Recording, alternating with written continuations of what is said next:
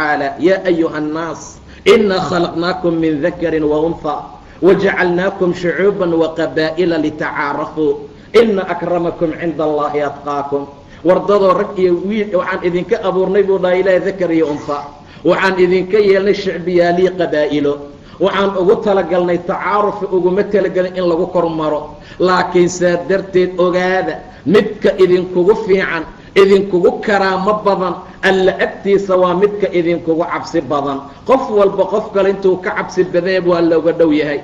qof kasta qofka kale intuu uga taqwo badeeb waa looga dhow yahay subxaana wa tacaala aan wax badan alla ka cabsiga laasimna walaalayaal alla ka cabsigii maanta waa yaraaday xusuusin kartaanba jirinba qof aayad loo akhri karaa nagu yaraaday qof xuduudda alla ilaaliyaa nagu yaraatay in yar oo rabbi u naxariistay maahee walaalayaalow alla ka cabsiga aan badina si ilaahay noogu naxariisto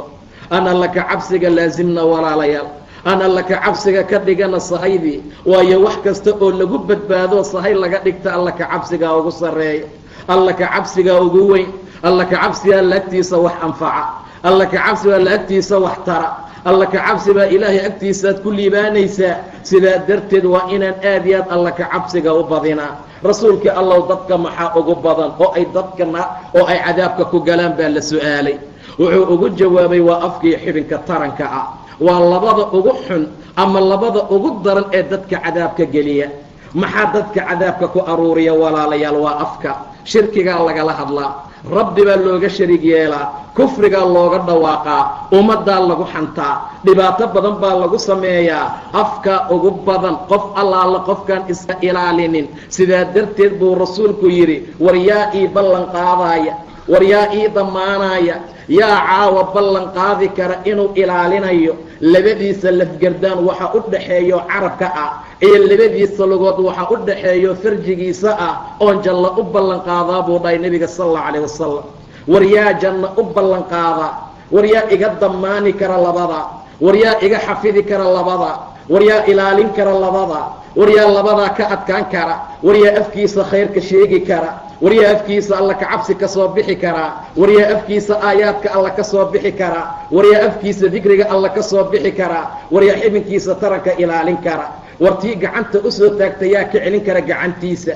war yaan gabar ajnabiya gacan ku salaamayn war yaanan dhunkanayn war yaan gacanta ka qabsanayn oo ilaalinaya war yaa cafiif noqonaya yaa janno loo ballan qaadaa labadaa qofkii ilaaliya janna ayaan u ballan qaaday buu dhahay sala allahu calayh wasalam walaalayaal aan dadaalno adduunkan matac guruur ah waaye xaaraanteedii xumaanteeda in badan aan ka fogaano wixii shaydaan nagu qabtoo nagu simbirixiyo nafteenna intay jeclaysato aan ku dhacnoon is aragnana aan ka soo laabano waaladiina ataqow idaa massahum taa'ifun min ashayطaani tadakkaruu dadka muttaqiinta ah alla ka cabsadayaasha ilaahay dadka aad uga cabsada waa kuwa markuu shaydaan simbirixiyo waa kuwa markuu shaydaan legdo waa kuwa markuu shaydaan xumaan ku dhex rido isxasuusto oo rabbi u soo laabta subxaana wa tacaala waxaad moodaa inayba arkayaan way ka soo cararayaan way ka soo ordayaan way ka soo fakanayaan rabbi bay ka magangelayaan ilan waa cadow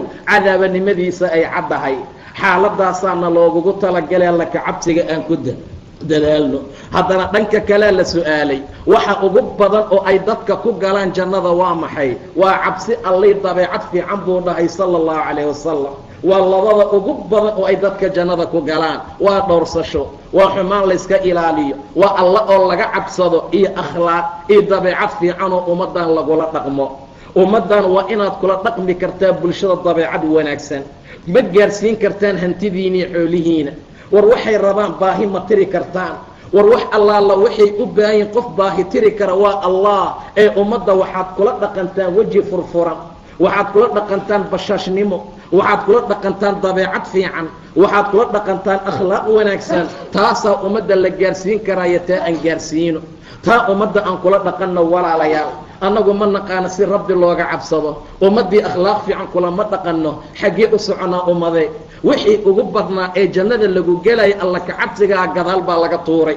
wixii ugu badnaa ee jannada lagu gelaya dabeecad fiican ahaydna tiina ma hayno maxaa janno ku gelaynaa maxaa ilaahay noogu gargaara subxaana wa tacaala cabsi alleh iyo dabeecad wanaagsan alla ka cabsi iyo akhlaaq fiican ninuu la dardaarmayo ku yidhi alla ka cabsa meel allaala meeshaa joogto masaajid baan ku jirnaa buu kugu jawaabayaa suuqa markaad uga dhahda ilaahay ka cabso dukaanka asagoo xumaan iyo waxyaabo kale ku jira xaaraan iibinaya haddaad dhahda ilaahay ka cabso masaajidada la tag buu kuugu jawaabayaa teena caasiyadee magaalada maraysa afka casaanka marsatay diraca khafiif ka wadataa rabbigaa ka baq haddaad dhahdo masjidka la tag bay ku leedahay alla ka cabsiga war ilaahay ka cabsada meel allaala meeshaad joogtaan nebigaa ku dardaarmay sala allahu calayh wasalam haddaad guryihiina joogtaanna ilaahay ka cabsada haddaad masaajidada ku jirtaanna alla ka cabsada haddaad gawaari saarantihiin ilaahay ka cabsada haddaad meheradihiina joogtaan ilaahay ka cabsada meel walbo aad joogta rabbigaa ka baq hadday xumaani kaa dhacda buu dhahay nebiga aadami baa la yahee bani aadam baatoo waad qaldami kartaa iyo xumaan raacsa ay kaa dhacdo wanaag raacsii war towba raacsii war alla ka cabsi ka dabageey way kaa tirtiraysaa way kaa masaxaysaa waa nimcada ilaah subxaana wa tacaala wax un hadday kaa fagtaan ilaahayow dheh wax un hadday kaa soo baxsaan allow ii dembi dhaaf dheh wax un hadduu afkaaga soo boobo xaaraana ilaahay u carar way kaa tirtiraysaa midda saddexaadna ummadda la dhaqan dabeecad fiican saddexdaa buu kula dardaarmay sala allahu calayhi wasalam meel kasta waa inaan ilaahay uga cabsanaa xumaan haddee naga dhacdo waa inaan say noolaga tirtiro tooba ka dabageynaa haddii aan bulshada iyo ummadda ku dhex jirnana waa inaan akhlaaq fiican kula dhaqannaa waa inaan weji furfurnaan kula dhaqannaa waa inaan bashaashad fiican kula dhaqannaa waa inay ummadduna jeclaadaan waa inay ummadduna soo dhoweeyaan waa inay ummaddu noo xiisaan waa inay ummaddu aad iyo aad ay u noqdaan midka hadka hadalkiisa iyo waxyaabihii ila joogitaankiisa la weheshto taana waxay ku imaan kartaa waa khuluqda fiican waxay ku imaan kartaa waa dabciga wanaagsan waxay ku imaan kartaa khayrkii wanaagga alla ka cabsiga walaalayaal xaaladda noocaasa waaye aad iyo aad aan ugu dadaalno dardaarankaa ilaahay ummadda u dardaarmay waa alla ka cabsigii aan aad iyo aad ugu dadaalno wasiyadaa iyo dardaarankaa nebiga ummaddu u dardaarmay waa alla ka cabsigii aan aad iyo aad ugu dadaalno waxaan isku dardaarmaynaa waa alla ka cabsi dhammaanteen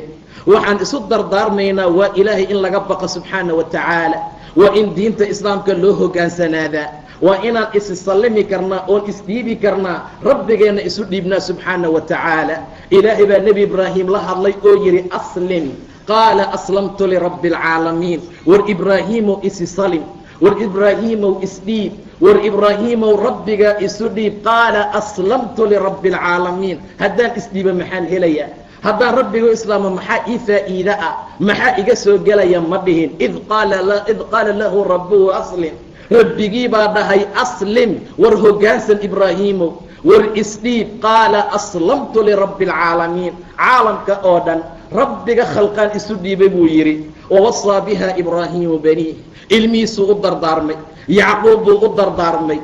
ilmahaygiiyo buu yidhi ilaahay diin ayuu idin doortay ina allaha astafaa lakum uddiin war diin la-aan ma tihiin walaalayaal diinta tan ugu sarraysa waa diinta islaamka taasaa alla idin doortay diinta ugu akhlaaqda fiican waa diinta islaamka taasaa alla idin doortay diinta ugu cadaaladda badan waa diinta islaamka taasaa alla idin doortay diinta ugu nadaafada badan waa diinta islaamka taasaa alla idin doortay subxaana wa tacaala ina allaha astafaa lakum uddiin falaa tamuutunna ilaa wa antum muslimuun ha dhimanina idinkoon muslimiin ahayn si fiican buu ula dardaarmayaa diinta islaamkuu fahamsiinayaa khayrka iyo wanaagguu tusaalaynayaa xaaladaha waa xaaladaha ugu wanaagsan waxaan isu dardaaranno walaalayaal khayrka ha noqdo waxaan isu dardaaranna xaqa ha noqdo waxaan isu dardaaranna sabirka ha noqdo waalcasri ina alinsaana lafii qusrin casirka markuu alla ku dhaartay kadib wuxuu tilmaamay insaanka dhammaantii inuu wada khasaaray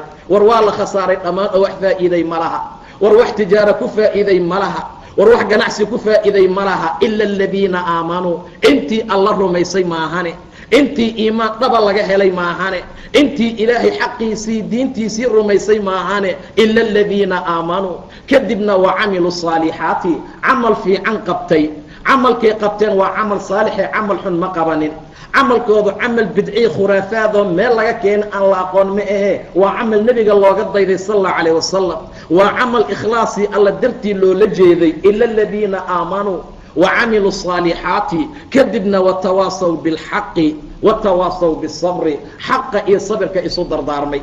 xaqay isu dardaarmeen gobolkood ayaa gobolka kale xaqa u dardaarmaya xaqa mee xaq daran isku dardaaranaa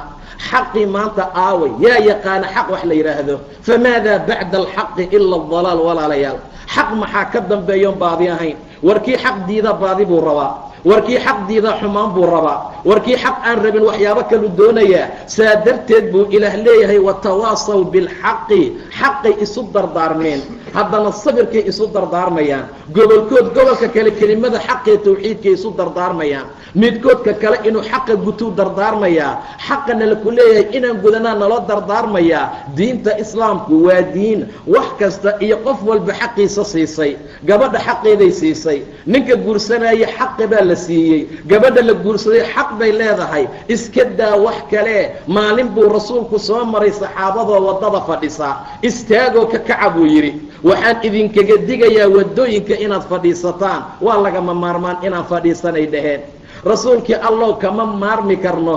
rasuulkii allow waa majaalisteena allaan ku xusnaa waan isxasuusinaa guryo qolqol ahay degan yihiin in badan dadku ma soo fadhiisin karaa saa darteed meelahaasaan isaga sheekaysanaa xaqa iyo wanaaggaan isu dardaaranaa rasuulkii allow noodaa inaan jidka fadhiisano haddaad iga diideen ilaa fadhi maahee wax kale facdu ariiqa xaqa jidka xaqiisa siiya xataa iska daa wax kale waddada xaqa la siiyey jidka aan ku socon xaq bay islaamku siiyey shimbirihii wax allaala wixii ka soo haray dawaabtii duurjoogtii bani aadam iskaba daaba waddadaa lagu soconaya qashinka lagu tuuro waddadaa lagu soconaya dadkuay ku dul socdaan baa islaamku xaq siiyey maxaa dhimanoo islaamku ka tegey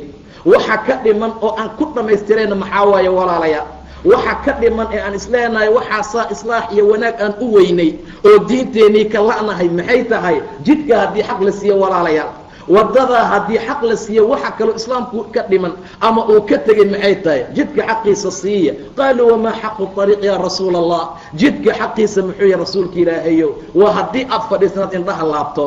waa indhaha oo la laabo waa salaantoo la ridiyo waa dhibkoo laga celiyo waa ummadoo macruufka la amro munkarkana laga reebo buu dhahay sala allahu calayh wasalam intaa haddaad samayn kartaa waddooyinka fadhiista haddaadan samayn karin soomaa qaladiina aada walaalayaal yaa indha laaba tii soo martaa mar allaala markaan saan u eegnayna gudubtaan gadaal u fiirina haddana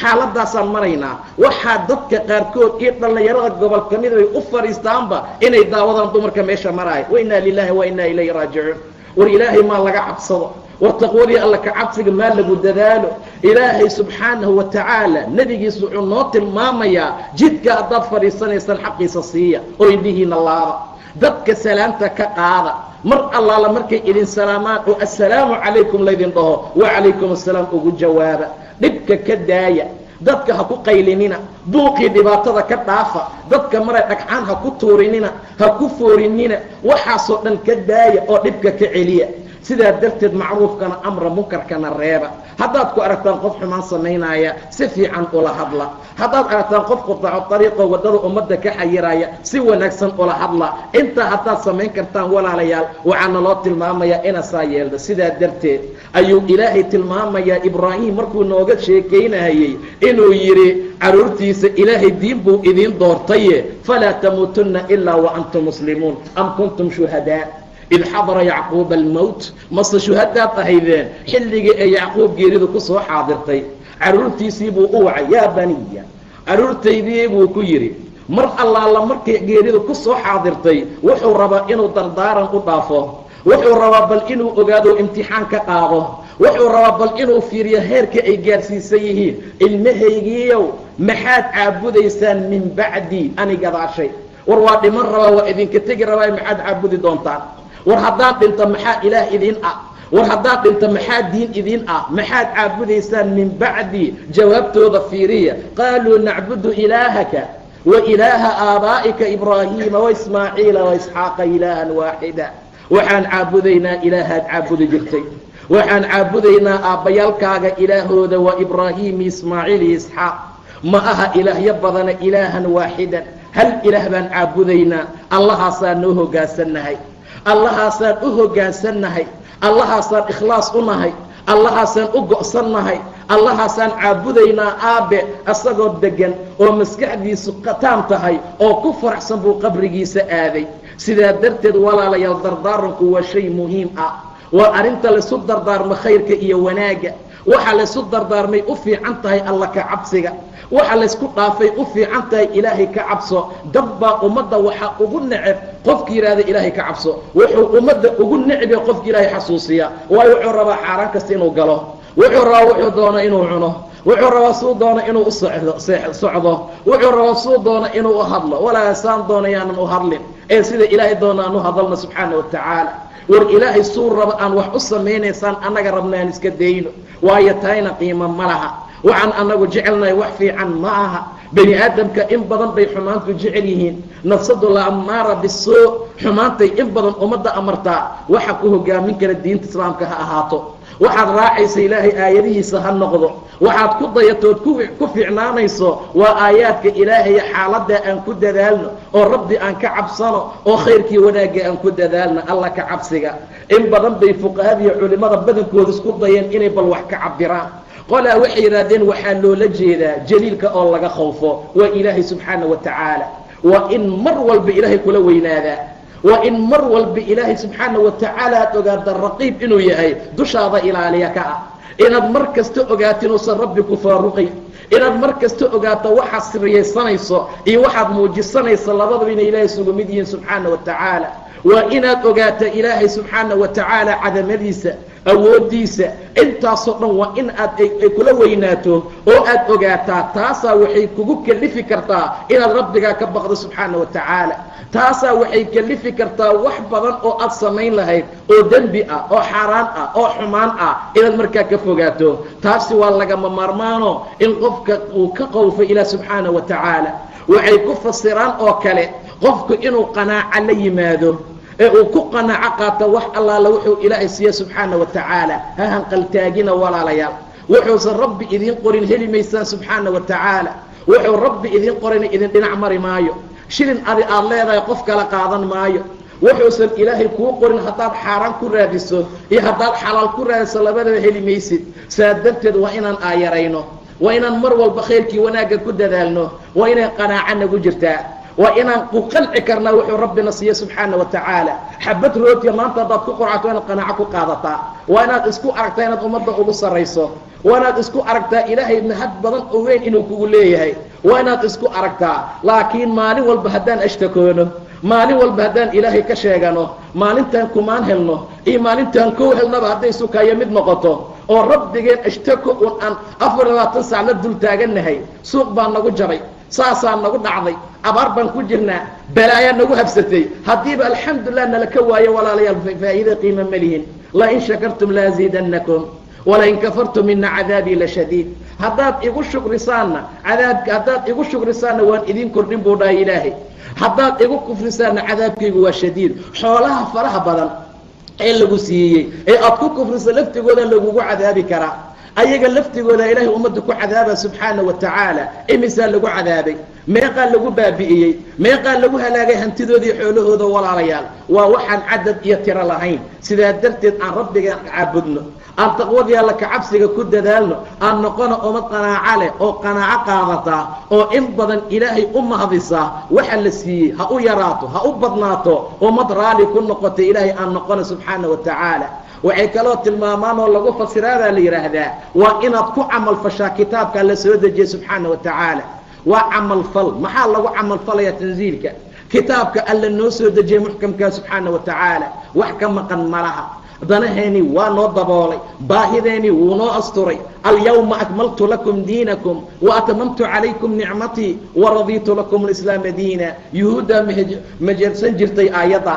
aad iyo aad bay ugu faraqaniini jireen cumar intay u yimaadeen bay dhaheen aayad kitaabkiina ku jirta haddii nala ku soo dejin lahaa haddaan macsharta yuhuud nahay wallahi waan damaashaadi lahayn feestaanu ka dhigan lahayn waan ciidi lahayn bay dhaheen ay aaya buu yidhi waa aayadee alyawma akmaltu lakum diinakum waa nin yahuudiya walaalaya wuxuu tamaninayaa diinteena wuxuu jeclaysanayaa aayadaha qur-aanka ka mid ah wuxuu aad yaad u tamaninayaa xukunkii dastuurkii axkaamta iyo diinkii qur-aanka aan haysano in lagu soo dejin lahaa waayo wuxuu ka arkay dhaqanka saxaabada wuxuu ka arkay say diinta ugu toosan yihiin. waxaan tamaninaa bilcagsi waxay haystaan, wiilkooda waxay haystaan baan tamaninaa, wiilkeena dhallinyaraha say jeegada u xirtaan bay dhallinyaradeena u xirtaan. fiiri dawaaryadii meelaha laga tolo dharka ee haweenka iyo dumarka, buugaag baa taala ayagaa ku sawiran, goonadu say u jeexaan bay kuweena u jeexaan, say u tashtaan bay u tashaan, say u dalbadaan bay u dalbadaan. markii horena diinteenay tamanin jireen,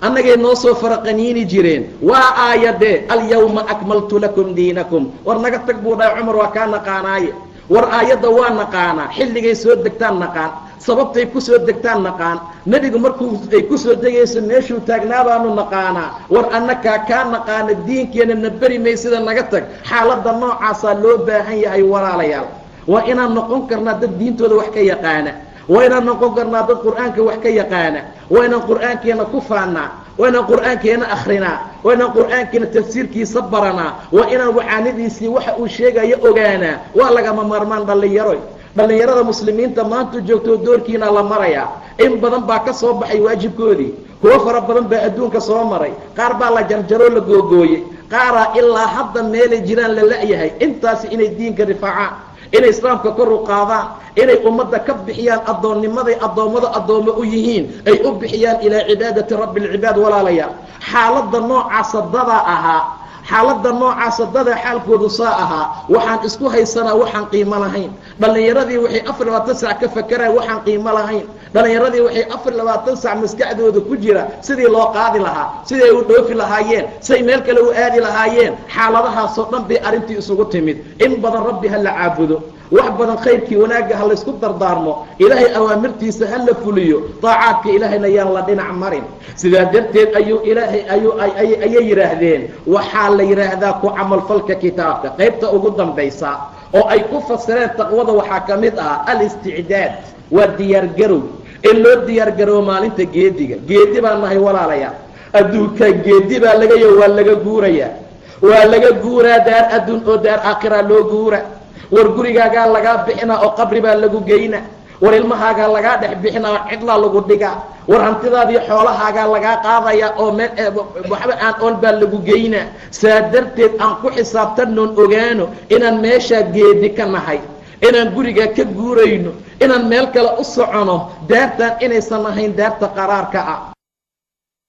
inaysan ahayn daarta sugnaanta ah. ummadda ugu wacno. nin dadkii hore ka mid ahay rabbi kitaabkaad ugu ammaanay, rajul mu'mina oo iimaankiisii qarsanayey. fircoon qoomkiisii ka mid aasoo dadkiisii waaninayo yidhi yaa qawmi maa lii adcuukum ila annajaat. war qoomkayo maxaa dhaco najaad idinkugu waca? mar walba badbaadaan idinkugu wacayaa, watadcuunanii ila annaar. naar baad iigu wacaysaa, naar baad ileedihin kaalaya imaada, anna waxaan idinkugu wacayaa badbaadada. wayaa qawmi maa lii adcuukum ila annajaat watadcuunanii ila annaar. naar baad iigu wacaysaan, tadcuunanii liakfura biاllah, inaan ilaahay ku kufriyo oon u shariig yeela wuxuuse waxaan cilmi ogaal u lahayn ayaad iigu wacaysaa. wa ana adcuukum ila alcasiizi alghafaar, allaha casiiska ah dembi dhaafka badan jidkiisaan idinkugu wacaya.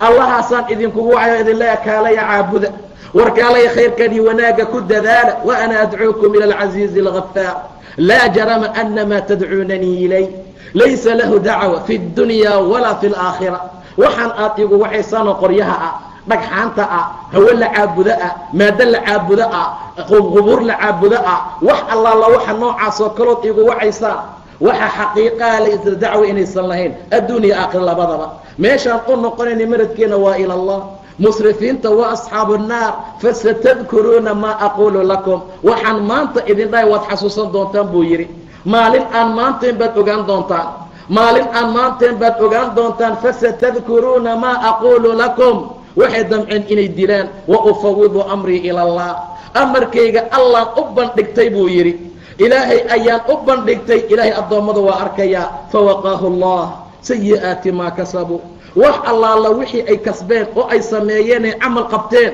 xumaanteedii buu ilaahay ka badbaadiyey subxaana wa tacaala. xumaanteedii buu ilaahay ka badbaadiyey, makrigoodii buu alle ka koriyey subxaana wa tacaala. aan xaaladaa noqono, aan diyaar garowno aan ilaahay subxaana wa tacaala diintiisa isu dardaaranno aan iimaanka la nimaado iyo camalka saalixa ah xaqa aan isu dardaaranno midda ugu dambaysana watawaasaw bisabri sabarka waxaa loo qaybiyaa 3 qaybood walaalayaa midna diintaa lagu sabraa fadhiga masaajidkaa lagu sabraa xaqay wanaagga dhegaysigiisaa lagu sabraa ilaahay wax allaala wuxuu khayrkii wanaagga ka dhigay ajirka laga helaya lagu sabraa midna waxaa laga sabraa macaasida waayo naftaa aad u jecel wax badan bay jeceshahay inay iska socsocotay dhaqdhaqaaqday masaajid fadhinin wax badan bay jeceshahay inay iska tumatay raaxaysato wax badan bay jeceshahay shahawaadka inay iska raacdo waa laga sabri siiyaa waa laga xabisaa walaalayaal waa laga xiraa oo waa laga xabisaa midna masaa'ibtii dhibaatooyinka adduunkaa lagu sabraa haddii ilaahay wanaag ku siiyana waa lagu shukriyaa haddii imtixaan lagu saarana waa la sabraa waa qaybta 3aad waxaa lagu sabraa waxyaabaha dhaca waxaa lagu sabraa masaa'ibta imtixaamaadka yimaada waxaa lagu sabraa dacwada waxa kaa soo gaara waxaa lagu sabraa cilmiga aad baranaysa waxa kaa soo gaaraya tacab iyo dhibaato ah mashaakilaadkaasoo dhan waa lagu sabrayaa walaalayaa waa shay muhiim ahoo aad iyo aad loogu baahan yahay waayo sabirku wuxuu noqonayaa farajka miftaaxiisa sabirka ayaa wuxuu la jiraa mtaqaanaa farajka mar allaala markaa sabartaa ilaahay faraj iyo kurbo kaa qaadaya dhibaatana kaa faydaya gabarh saxaabiyad ah ayaa canug yar oo ay dhashay ka sakaraaday ama ka xanuunsaday abi talxaa dhalay mar allaala markii cabbaar uu xanuunsanaa buu aabbihii baxay say axaadiistu tilmaameen mar allaala markuu baxay intuu maqnaa ayaa canugii la qidooday naftii baa ka baxday umusuleem maxay samaysay intay soo qabatay kii yaraa meydkiisay hagaajisay meel geesa dhigtay oo guriga ka mid ah oohin ma laha argagax ma laha ba'ayay ma laha go-ayay ma laha ilaahay bay taqaanaa subxaana wa tacaala weliba dariskay la hadashay tiri cid u sheegi karta abaa talxa canugiisa inuu dhintay ma jiro ilaan aniga u sheego anaa u sheeganaya ninkeygay faraha ka qaada bay tihi dariskii bay la hadashay dadkii meeshay la hadashay cabbaar buu maqnaaday waa yimid waa wiil waa aabbe canug ka xanuunsanaaye salaan kadib buu dhahay maa facala ibni canugaygii see noqday war iiga warrama keygii yaraa see noqday waxay tihi waaskana maakaan intuu hadduu ka xasilan yahay canugu waa xasilay wuu degay waxay ula jeedaa dhaqdhaqaaqii xarakadii baa dhaato naftii baa ka baxday wuxuu u qaatay canugu waa xasilay u hurday waa say rabtay ayada waa sidii ay rabtay inuu u fahmo intuu ahaa hadduu ka xasil badaya bay tihi hadduu ka deganaan badanya canuga yar hadduu ka degay canuga yariiska ah mar allaala markii intaa ay samaysay cashadii ay ugu talagashay u keentay sharaabkii wuxuu cabilaaya ugu talagashay u keentay waa casheeyo wuu sharaabay kadib bay baxday waxay isku qurxiday habeenkaa sida ay habeenada kale isu qurxin jirtay si ka qurux badan oo ka udgoon badan oo ka caraf badan markuu arkay inantu inay dhalaalayso ayna udgeyso waa kaxayso sariirtuu la aaday wax allaala wixii mucaamalaad ah oo nin iyo naagtiisa dhex mara markii ay dhex mareen oo ay aragtay jaanib kasta inuu ka dhargay caanihii uu ka dhargay cashadii uu ka dhargay ayadii uu ka dhargay ayay tihi soo dhowo su-aal baan ku weydiinayaaye ka warrama qoom hadday caariye qaataan oo ay qoom ka soo caariyeystaan caariyo ka bacdina caariyadoodii ay ka soo codsadaan ay dhaan digsigaan idin siinay aad naga soo daba caariysateen na siiya ama alaabtii kale keena alahum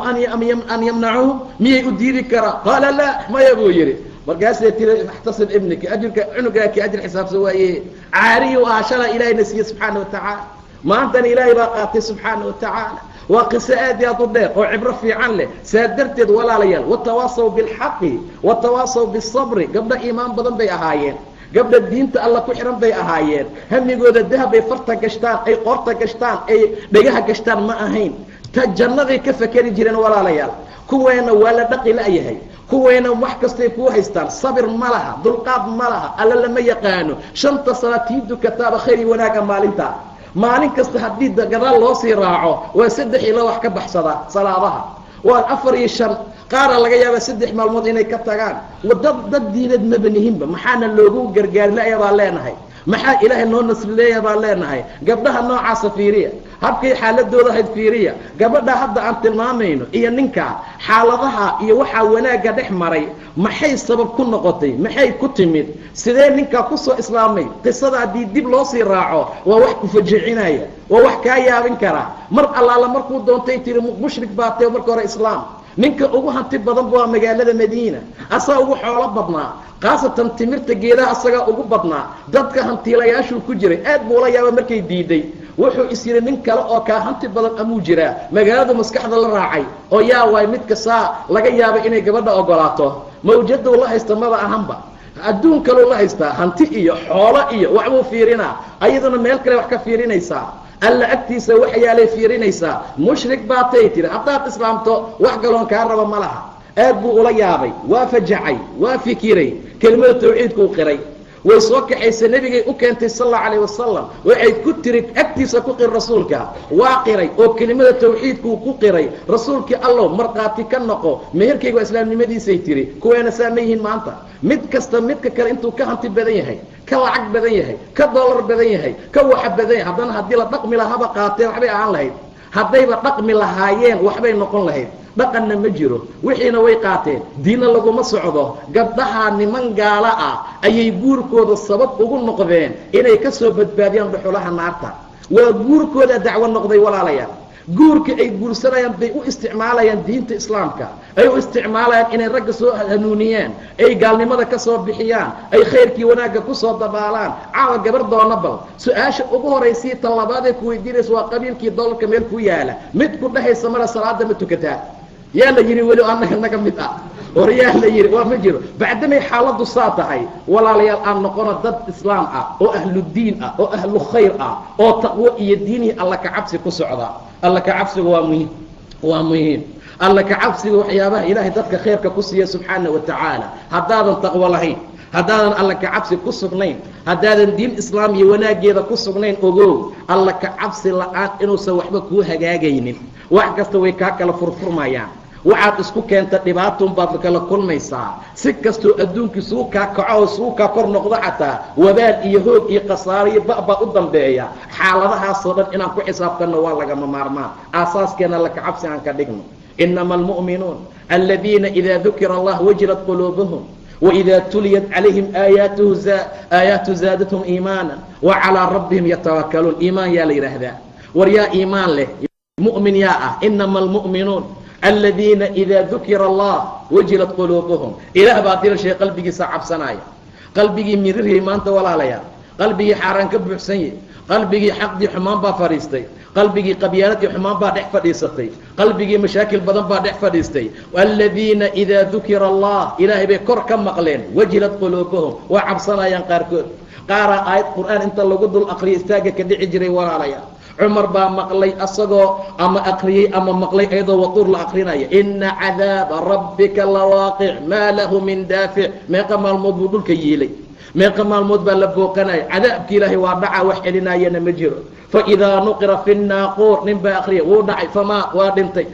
إنما المؤمنون الذين إذا ذكر الله وجلت قلوبهم quluubtooda cabsanaysa nebigaa salaaduu istaagay in tucadibhum fainahum cibaaduka waa dhaafin waaye sal allau alayh wasalam ilaa waagu ka bariyo ayadaasuu ku celcelinaayey qur-aanka xaggee naga maray qur-aanka xaalkiis muxuu yaha walaalayaal afa min hada alxadiid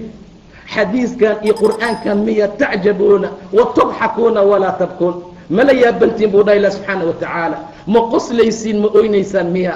haddii la akriyo ma oynaysaan miya haddaad akrisaan ma ku tadabburaysaan miya haddaad akrisaan kuma camal falaysaan miya afa min hada alxadiidi tacjabuun watadxakuuna walaa tabkuun ma qoslaysaan oo ma ooynaysiin miya wa antum saamiduun waad geeraaraysaan weliba waad heesaysaan weliba saamidiin iyo kaafiliin baa tihiin weliba saa ha yeelina qur-aankan haddii buuraha lagu soo deji laha way go-go'i lahaayeen walaalayaal haddii buuraha lagu soo deji laha way jeexjeexmi lahaayeen haddii lagu soo dejin lahaa jibaasha si kaley noqon lahaayeen qur-aanku waa qur-aan mucjiz ah qur-aankii haddiina laku akhriyey oon weli sidaynii nahay ilaahay nala xasuusiye aan isbedeli la'nahay meyd korkeenna ka dhacay aan isbedeli la'nahay wax kastoo dhibaato dhacay aan sideennii nahay dadu xaggee u soconaa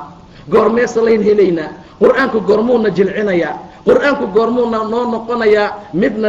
naga dhiga kuwa jilicsanoo qaluubtooda iyo jirkoodii waxooda dhan jilciya qur-aanku waa inuu noqdo qur-aanna ta'fiirin kara qur-aanku waa inuu noqdo qur-aanna bedeli kara qur-aanku waa inuu noqdaa qur-aan aad iyo aad u qiimo badan qur-aanku waa inuu noqdaa qur-aan aad iyo aad u mucjizo badan rasuulka sal allahu calayh wasalam mar allaala markay geerida kusoo xaadirtay maalintii ugu dambaysay waa bixi waayey abaabakar amra buu yidhi dadka ha dujiye abubakar fara dadka imaam ha u noqdo caaisha waxay tihi yaa rasuul allah abubakar rajul raqiiqa waay waa calool jilcan yahay. qur'aanku markuu akhrinayo oohinta ka qalib noqonaysa. safka kood meeka labaad ma maqalsiin karo, waa min albukaa, oohin daraaddeed ma maqalsiin karo dadka. cumar amar asagaa ka kakane, war cumar amar asagaa ka xoog badane. cumar far rasuulkii ilaahayow abubakar ka bedel, waayo qiraaduusan dadka maqalsiin karin. waa calool jilcan yahay, waa beer jilcan yahay. ayadaha qur'aanka waa ta'fiirinayaa, markuu akhrinayo ma isdhaafsiin karo, oohin baa ka qaalib noqonaysaa. rasuulku wuxuu yidhi war caaishay abubakar amra dadka ha dujiye. caaisha way ku qanci weysay ilaa xabsay u tagtay,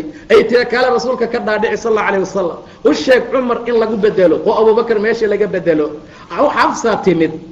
way u sheegtay ilaa rasuulku u dhahay sawaaxibtii yuusuf kalaatiin, war ordaha abubakar amra dadka ha dujiye, dadka ha dujiye abubakar radia allahu canhu. abubakar waxay ku tilmaamayaan nin aad iyo aad u ta'fiiriya qur-aanka inuu yahay. waxaa la tilmaamayaa inay xaaladii saartaa markii maka la joogay oo islaamkuu bidaaye ahaa, dhibaato fara badan buu la kulmay. abubakar mar allaala markuu qur'aanka akrinaayo dadkoo dhan way u imaan jireen, xataa dumarka mushrikaadka ah, ciyaalka saasay u dhegaysanayaan, waa wada ooynayaan. kadib bay yidhaahdeen nooga bax magaalada. abubakar waa laga saaray magaalada maka. abubakar way ka buriyeen, wuu ka baxay asoo iska socdaa nin mushrikiinta kamida ka hor yimid oo yidhi maxaa dhaca abubakar xaggee u socotaa? ee qowmkaygaan ilaahay ka caabudi la ahay, diintaydii baan saan doono ugu camalfali la ahay, adigoo kale qof la celiya metid buu yidhi soo bax. kafaaladeeduu ku joogaayo hala ogaado abubakar.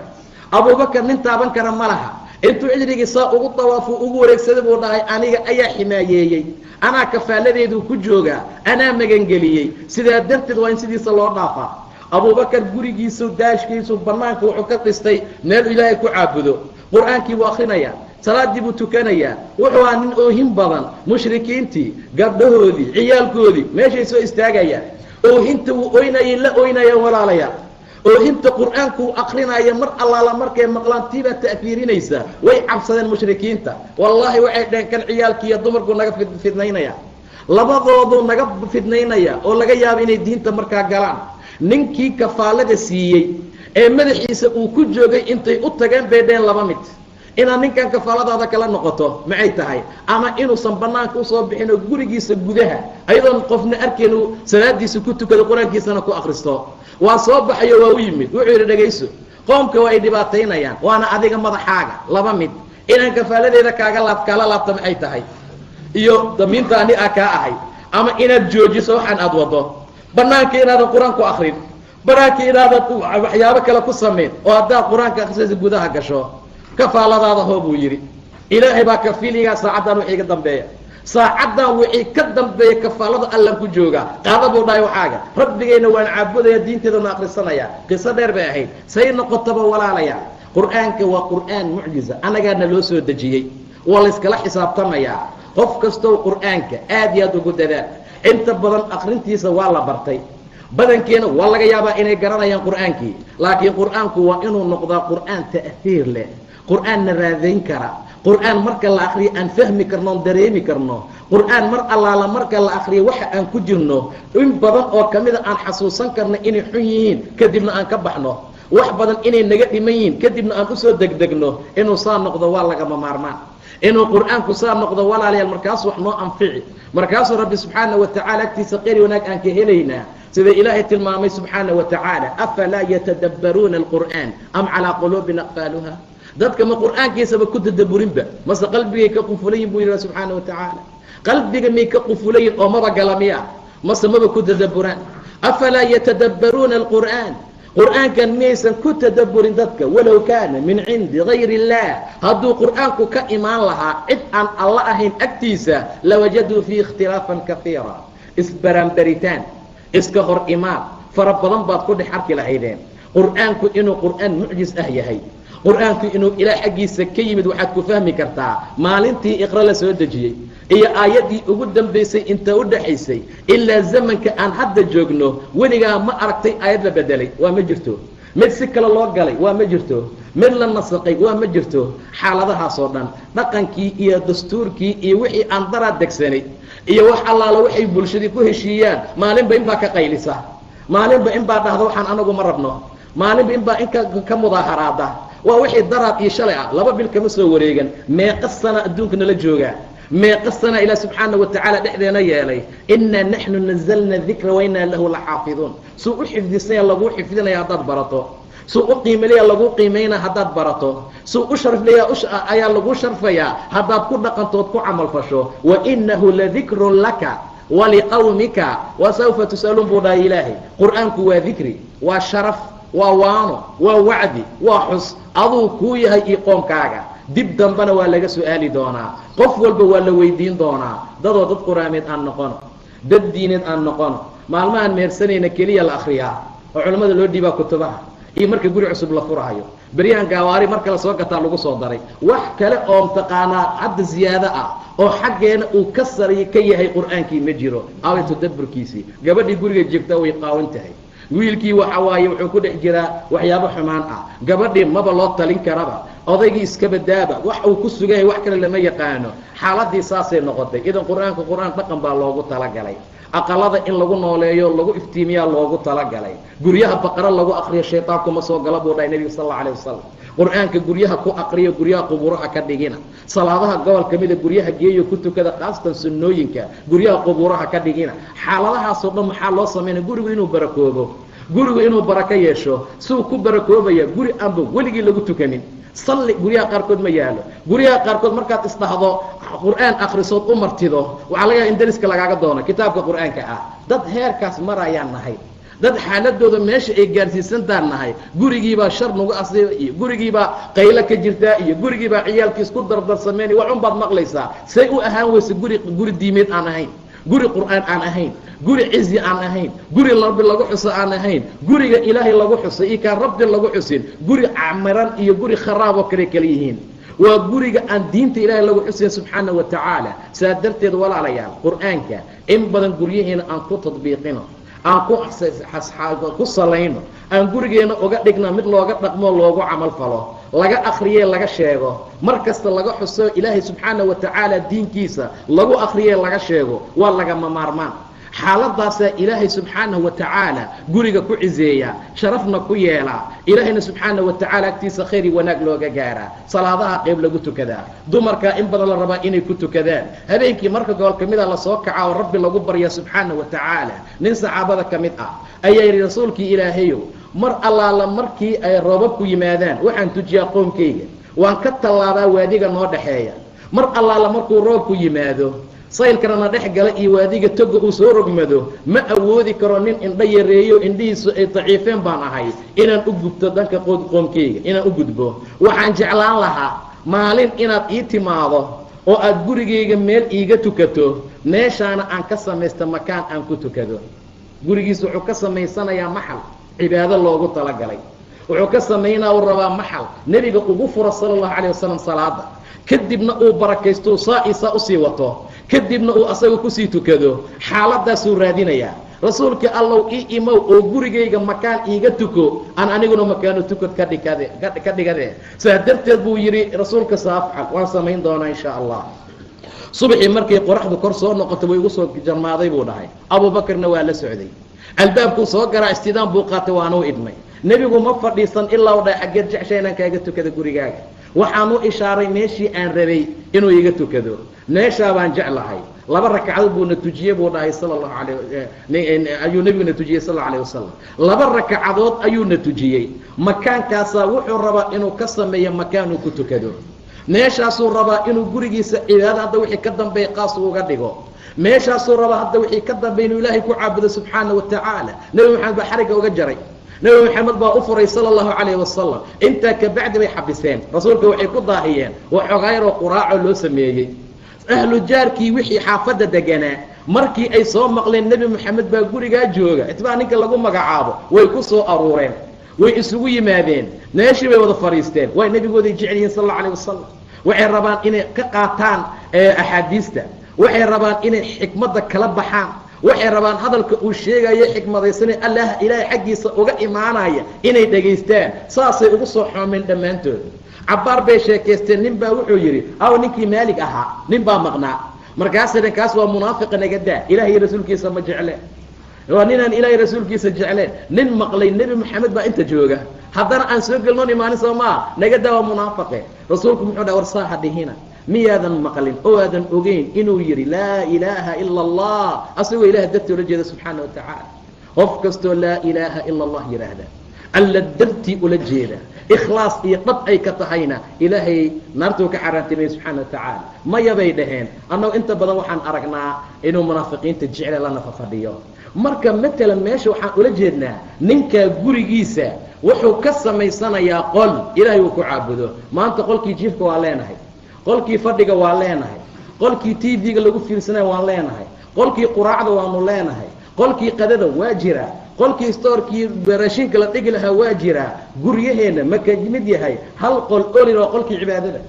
ma ka mid yahay intaasoo guri baan leenahay intaasoo qol baan seexanaa hal qol oo aan ugu talagalnay waan dhahnay qolkaani waxaan ugu talagalnay in leylka lagu tukado amaan ugu talagalnay in ciyaalku ay ku tukadaan aaway ma nagu jiraa haddii ay nagu jiraanna waa wax yar waxaa yarna waa meel yaroo duqoo waxba aan markaa ahayn saa darteed baa ilaahay subxaana wa tacaala kitaabkiisa xakiimkii munazalka wuxuu ku tilmaamay nebi muuse iyo nebi haaruun calayhim asalaam mar allaala markuu amrayo wuxuu amray ama uu faray in qoomkooday misr dejiyaan wajcaluu buyuutakum qibla guryihiina qibla ka sameey meel lagu tukado meel salaad lagu tukado meel salaada lagu oogo waxyaabo fara badan oo noocaasaa jira markii qolkii martida qolkii jiifka qolkii kida qolkii saaha qolkii waxaa qolkii alla ka cabsi male qolkii taqwada malaha qolkii cilmiga malaha qolkii ciyaalka qur-aanka lagu bari lahaa malaha qolkii salaada naguma jiro qolkii shaytaanka noo dhiman keliya aan ilaahay ka cabsana subxaana wa tacaala daacada iyo diintana aan usoo noqono ummad diinta ilaahay ku dadaashee kor u qaada ha la noqdo alla ka cabsiga laysku dardaarmo aad iyo aad ayuu u fiican yahay qiimo badanna wuu leeyahay inama almu'minuun aladiina idaa dukira allah wajilat quluubuhum waidaa tuliyat calayhim aayaatuhu zaadathum iimaanan marka aayaadka alla lagu kor akriyana dadka iimaanka leh dadka ilaahay subxaana wa tacaala rumeeyey waxaa u kordha iimaan buu yidhi ilaahay zaadathum iimaanan wa calaa rabbihim yatawakkaluuna rabbigoodna taladay u dhiibtaan subxaana wa tacaala ilaahay bay tala saartaan muujeedaa mu'miniinta maxaa lagu miaalaya oo lagu tilmaamaya muxuu ilaahay ku miaalay inama almu'minuun aladiina idaa dukira allah wajilat quluubuhum waidaa tuliyat calayhim aayaatuhuna zaadathum iimaana iimaan baa u kordha mar walbay aayad rumeeyaan iimaan baa u kordhaya iimaanku waa ziyaadaa waana nusqaamaa wuxuu ku ziyaadaa taaco ilaahay wuxuuna ku nusqaamaa macaasi mar allaala markaad daaco la timaado iimaankaaga waa kubca waa koraya markaad macaasidaadu badantahan iimaanku waa nusqaamaya saa darteed waxaa la rabaa iimaanka in la ziyaadiyo iimaanka in la korsado iimaanka in kor loo qaado tacaalow nu'min saacay ohan jireen saxaabada warkaalay hal saacaan ilaahay rumayne hal saacaan ilaahay rumayne maxay ula jeedaa war aan alla isxasuusino meesha aan fadhiisano si iimaan noogu kordho